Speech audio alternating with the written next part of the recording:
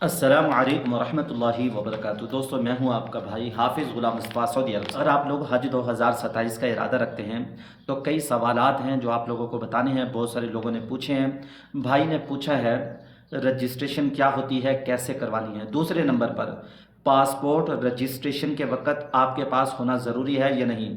Short हज कितने दिन का होता है, शॉर्ट हज के कितने पैसे लगते हैं, क्या सरकारी हज स्कीम में शॉर्ट हज होता है या नहीं। इसके अलावा दोस्तों, रजिस्ट्रेशन कब से शुरू होगी। अहम सवाल है।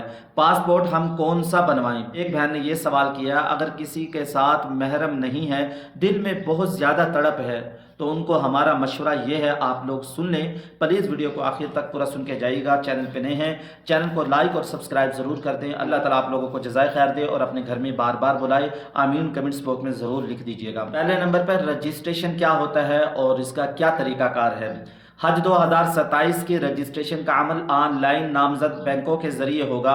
अभी वजारत ने सिर्फ रजिस्ट्रेशन शुरू करने का इशारा दिया है। जैसे ही बाकायदा लिंक या फॉर्म जारी होगा, हम अपनी अगली वीडियो में उसका मुकम्मल तरीकाकार आपको बता देंगे।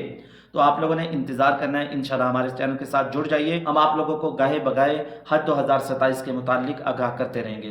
तो अब आप लोग जानते हैं हज 2027 की रजिस्ट्रेशन अगले महीने से ही शुरू होने वाली है, जल्द ही शुरू होने वाली है। आप लोगों ने क्या काम करने हैं। पहले नंबर पर आप लोग रजिस्ट्रेशन ज़रूर कराएं। आप लोग अपनी जेब की तरफ ना देखें, आप लोग अल्लाह के ख़जानों की तरफ देखें।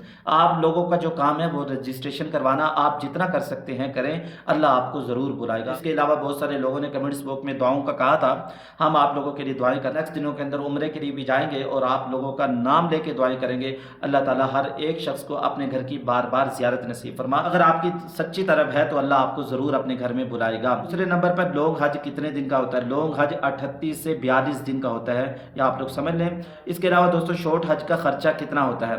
शॉर्ट और लॉन्ग हज का खर्चा तकरीबन बराबर बराबर होता है। शॉर्ट हज तकरीबन 12.5 लाख के करीब करीब होता है, लेकिन आप लोगों को थोड़ा सा बता देता हूँ, अभी तक हुकूमत की तरफ से कोई बाज़ाब्ता ऐलान नहीं हुआ। हम जल्दी वज़ारत मज़हबी उमूर की जानिब से शॉर्ट हज और उसके अखराजात की तफसील जारी कर दी जाएगी। जैसे नई अपडेट आएगी हम आप लोगों को मुत्तले करेंगे। क्या शॉर्ट हज सरकारी हज पे होता है। जी, इसका भी ऑप्शन दिया जाता है। आप लोगों को इख्तियार होगा। पहले नंबर पर आप लोगों ने रजिस्ट्रेशन करवानी है।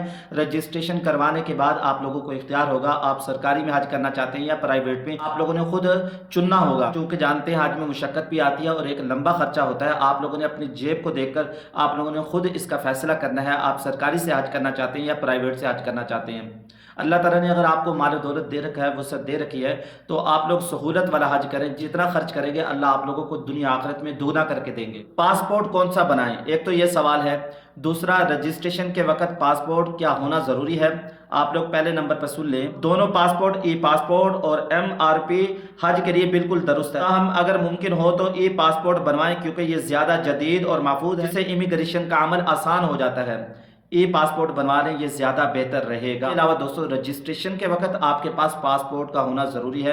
पहले से आप लोगों को बखबर किया जा रहा है, अगर आपका पासपोर्ट नहीं बना हुआ तो आप लोग पासपोर्ट ज़रूर बनवा लें, और पासपोर्ट बना हुआ है तो उसकी जो एक्सपायरी डेट है वो चेक कर लें। 16 नवंबर 2027 तक आपका पासपोर्ट एक्टिव होना चाहिए। एक बहन ने सवाल किया, अगर महरम नहीं है, दिल में बहुत ज़्यादा तड़प है, तो बात को आप लोग गौर से सुन लें।